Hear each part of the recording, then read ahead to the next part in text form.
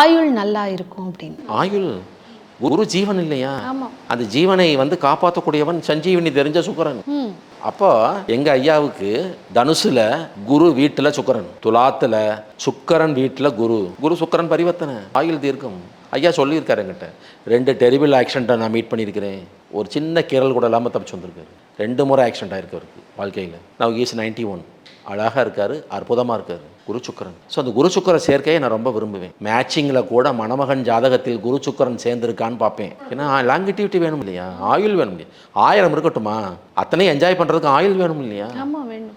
ஆயுள் இல்லாமல் என்ன பண்ணுறது? 50 கோடி பணம் இருக்குது, 31 வயசில் செத்து போயிட்டான், யூஸ்லெஸ்.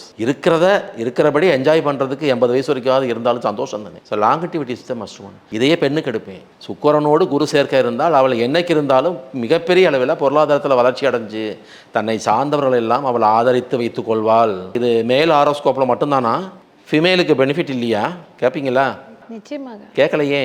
நீங்களே அழகாக சொல்லிட்டு வரீங்க. அப்போ ஆணோ பெண்ணோ குரு சுக்கிரன் சேர்க்கை நான் ரொம்ப லைக் பண்ணுவேன்.